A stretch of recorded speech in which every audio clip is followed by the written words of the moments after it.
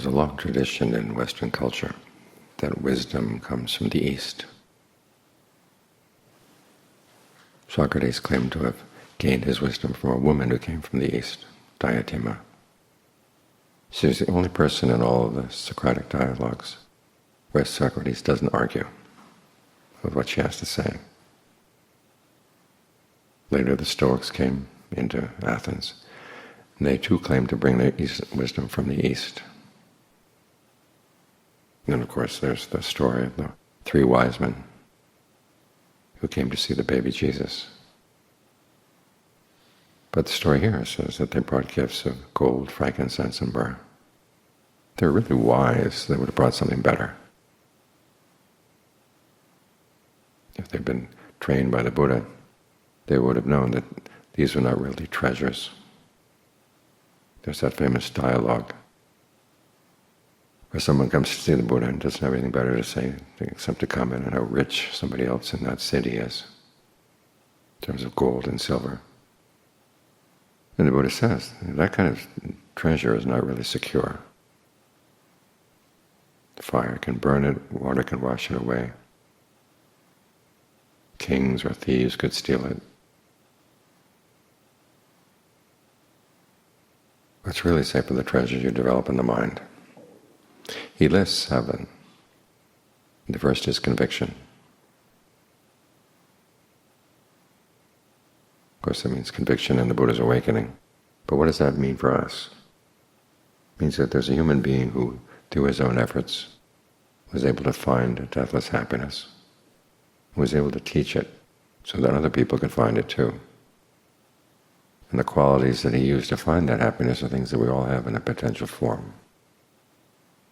The implication being that if he can do it, you can do it too. He cited 3 qualities: heedfulness, ardency, resolution. Heedfulness, realizing that your actions do have consequences. You have to be very careful about what you do. Because your actions come from the mind, you have to be very careful about what you allow to grow and develop inside the mind, and what you have to learn how to put aside, like we're doing right now as we meditate. We're staying with the breath. We're putting aside all other thoughts. We have to be watchful about what we're doing. You're developing a habit, what the Buddha calls commitment and reflection. You commit to one object, and then you reflect on your mind to see how well it's going. And then you're ardent, trying to do this well, and resolute in the face of difficulties. Of course, the major difficulties are inside. Part of your mind doesn't want to meditate and wants to do something else.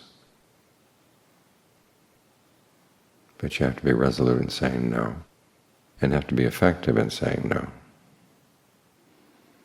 But you can do this. In fact, that's a large part of your ability to do it, is having that conviction that yes, it is possible. Not just possible in general, but possible for you. Think about the Buddhist students. There are a lot of people who are pretty unlikely. Lepers, outcasts, a woman coming back from a picnic with her friends, all decked out in all of her ornaments. She stops off and sees the Buddha on the way back. He teaches her and she becomes a non-returner. That wasn't in the afternoon program. But that's what happened.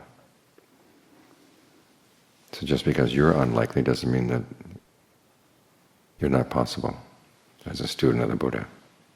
Always keep that in mind. That's a treasure. And as with all treasures, things that are really valuable, you want to maintain it. The good thing about the Buddha's treasures is that nobody else can take them away from you. You're the only one who can throw them away. So make sure you don't throw them away. Have this conviction that yes, you can do this. The next 2 treasures are shame and compunction. Shame is a word we don't like to hear, because we associate it with one kind of shame, the shame that's the opposite of pride. But the Buddha is talking about another kind of shame, the opposite of shamelessness, which is the attitude that you're going to do what you want and you don't care what other people think, you don't care what wise people think or anybody thinks, you're just going to do what you want to do. And of course that means you close yourself off to the counsel of the wise. You're just giving free rein to your desires. And you've been doing that for a long time. So proper shame is taking into consideration the words of the wise. Then compunction goes together with that.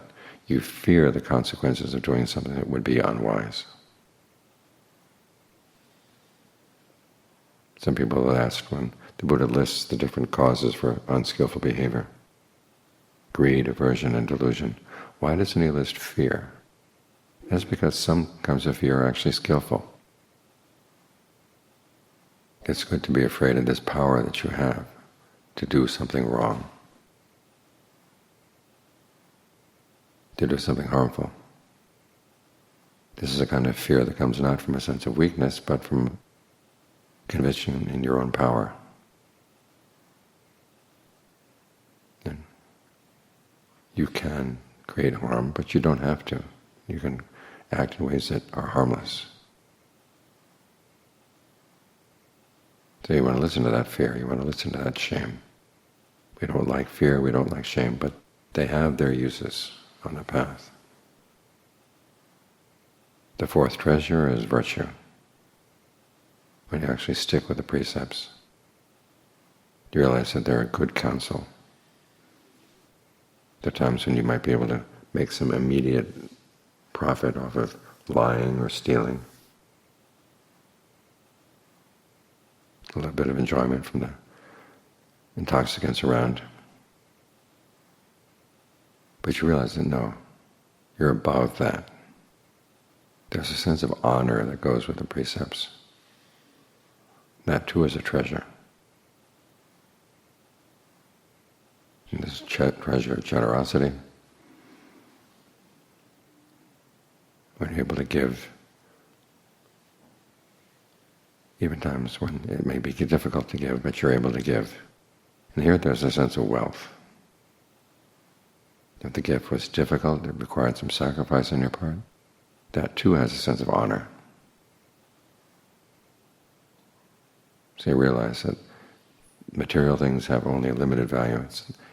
The whole issue is about the qualities of your mind. That's where your true wealth is. So you try to nurture those qualities of mind through your virtue, through your generosity.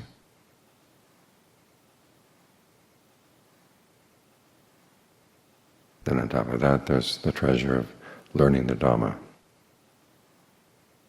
You don't have to learn all the suttas in the canon, but it's good to know the basic principles.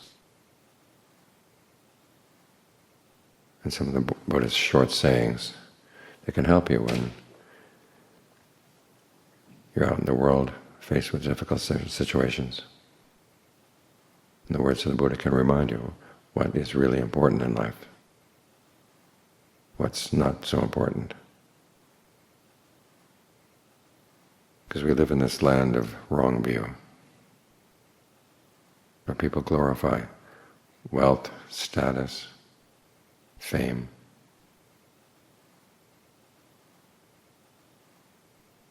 But those things are all empty.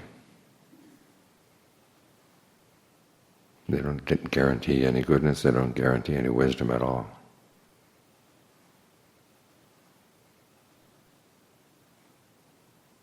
So you've got to keep your priorities straight. And a good knowledge of the Dharma can also make sure that you don't get misled by false Dharma. Take the teaching on contentment. The Buddha means to be content with material things. If your food, clothing, and shelter is enough to get by, to practice, it's plenty. You don't have to go struggling to get more. And some people will tell you, well, you should also be content with whatever comes up in your mind. But the Buddha never taught that. He said being discontent, even with his skillful qualities, was the secret to his awakening. So if you know that he taught that, it's good to hold in mind. They don't fall for the false reasoning of false Dhamma. And finally there's discernment. The Buddha defines this as penetrating knowledge of arising and passing away. And penetrating means that you see causes, you see results, you see the variety of results that a particular quality can give rise to. You can also see how to avoid suffering around that particular quality. So you're not just watching things coming and going, your knowledge is penetrating. It sees cause and effect. Like seeing cause and effect in your own mind. As you meditate, you're not just watching things come and go. You're actually actively giving rise to a state of concentration. You're experimenting. You say, how about doing this, doing that? See what the results are. This is how scientists understand cause and effect. They manipulate the causes. See what happens. And they have to be very conscious of what they're doing. If they don't realize how they're manipulating the causes, then they can't really tell which causes have an effect and which ones don't, or what that effect is. So again, they have to be very reflective about what they're doing as they design their experiments and carry them out. And this is what we're doing right here. Make up our minds to stay with the breath, realizing that if you want to stay with the breath, it has to be comfortable. But when the breath is comfortable, there's the danger of zoning out. So how do you counteract that? Well, the Buddha gives you some advice. Try being aware of the whole body as you breathe in, the whole body as you breathe out. Be very conscious of what you can do to give rise to a sense of refreshment and rapture, pleasure. Be very conscious of how your perceptions and feelings shape your mind. And try to use that knowledge, your knowledge of how the body is affected by the breath, so you can calm the body down. Your knowledge about how the mind is affected by perceptions and feelings to calm the mind down. What kind of perception of the breath makes it comfortable right now? What kind of perception soothes your mind? Here again, you experiment. You reflect on what you're doing. You develop that quality that's called metacognition. You're conscious of what you're doing, you're conscious of the results. And then you have that quality of ardency. One of the qualities that enabled the Buddha to gain awakening, that you're trying to do this as well as you can.